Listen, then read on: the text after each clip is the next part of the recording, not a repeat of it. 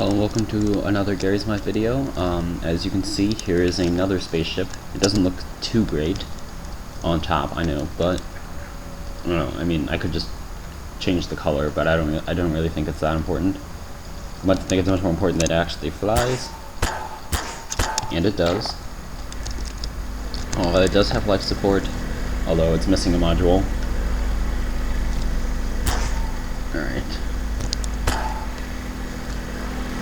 Now it has full life support. But anyway. Alright. We should have a good long time. Okay, it uses basically the same control system as the other space station I built. I mean, it's just a little bit different, but not drastically different. It has two of these cannons on it. It has a shield.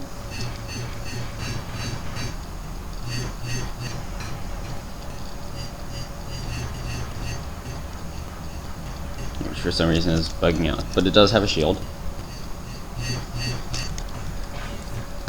and it has these two cannons on the side, which I already said. But anyway, I'm going to demonstrate the cannons before we take off, because I don't want to have to, because it's not exactly a combat ship. It can shoot things, but its main purpose, it's just like it doesn't have a main purpose, it's just a general all-around purpose frigate. It can carry up to 6 or 7 people, including the person who is flying the ship. So it could be a transport. It can transport resources because it has 1.8 million energy storage, so that's a fair amount. It has 383,000 water storage. Has a oxygen compressor, has suit dispensers and everything. So it also has this bay in the center, which can be used to hold anything from like aqueduct bombs to I don't know, just like a resource module full of resources, or pretty much anything. Anyway, I'm going to activate the cannons now. Yeah, this ship is a lot less automatic. Like, the cannons don't aim and shoot on their own. You have to activate them on your own. Oh yeah, also, if you saw my other video, you'll notice that the control system is a lot better now. That looks like it's aimed. Okay. Whoops.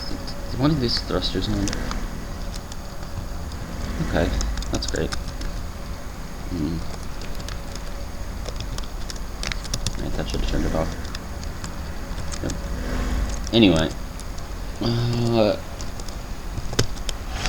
Yeah, there it goes. And there's only a fire button. There's not like... it doesn't do auto fire, because that's not really that important. So since there's only a fire button, it just keeps shooting and shooting and shooting and shooting, which is usually fine, because most things take more than one hit to kill. Yeah, it's not very big, but also it does move slowly enough that you could in fact stand here in the back. So if you really needed to, you could fit a ridiculous amount of people in this ship, just like cram them all in the back. But I don't think it's ever going to be a problem. This thing might be easier to man if there were 2 people doing it, one to monitor everything, like the surroundings and everything, and one person actually fly the ship. I don't know. By the way, you may have noticed it does have a gyropod on the back. The gyropod isn't actually used for movement, it's just used to mostly nullify the gravity, so it's actually possible to fly it. I have had some experience with gyroscopes, and they do, I've gotten them to work, it's just not as reliable. And for a ship this big, I'd much rather have a reliable system. I mean, I'm gonna... Whoops. That's not what I want to do. Okay, now I want to turn... yeah, also the main engine in the back, for some reason it likes to, like, push the ship up. So I have to have this thruster on top to push it back down. But they're not perfectly balanced forces, because that would take too long. So they're just roughly balanced forces, but it doesn't matter. I'm going to go to that orange planet down there. This isn't really like a map exploration thing, although I guess I could. This is more just a, for fun kind of thing. Yeah, pretty much you steer the ship by pressing the appropriate keys. It is much better of a system, because if you, for example, if you press 5, that's for navigation, and you get to this screen, which actually has names of things. which is great considering, you know, now you actually know what you're doing, which is, you know, excellent when you're trying to fly a ship. You don't have to like memorize everything. And coming right up on this planet, it is a pretty slow vessel, as you probably noticed, and I've said. I'll get out in a second to show you how slow. Okay. So, yeah, it's pretty slow, but it does fly pretty straight and true. So, like I said, more important. Also, this kind of thing is actually useful because even though there is a Stargate on this planet, I don't actually know the address, and I probably don't have enough power to use it. If you don't know what Stargates are, I feel sad for you. But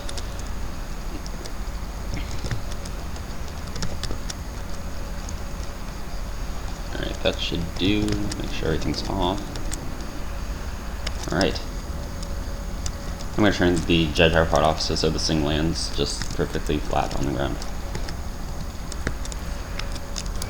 Alright. So this is the planet we have come to. Yeah, I've actually never been on this map before. This is Stargate or New Worlds, I think. I'll just go check right now. It is, yes, GM New Worlds. It's cool. I've only been to a couple of these planets. I've been test flying this spaceship everywhere though, so I've made it to some of the asteroid over here. I may have gone to one of those. I went down here and over here. I don't think that's an actual planet or where that is, but not the point. Anyway, yeah, also the Stargate mod, pretty much Stargates are things that let you instantaneously travel from one point in space to another.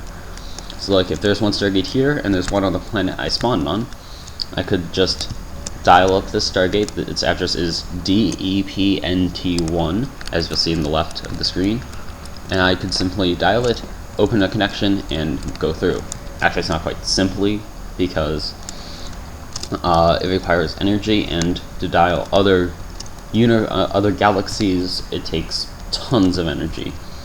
The amount of energy stored on the ship would probably not be sufficient, even though it is a lot. Anyway, the ship has 3 solar panels on top that give it all of its power. Has a huge circle and 2 giants. I didn't make them invisible at the beginning of this video. I'm just reminding you in case you forgot. Since this thing only takes 5 oxygen per second to run, this thing will run for hours at its current amount, and its maximum amount you'll be set for, you know, like life. That's pretty much the main features of the ship. Also, another thing I would like to say is, if there's anybody who would like to fly a spaceship with me, you are more than welcome to. Just ask me. I can put up a server and we can see what we can do. And that's all for this video, so thanks for watching and goodbye.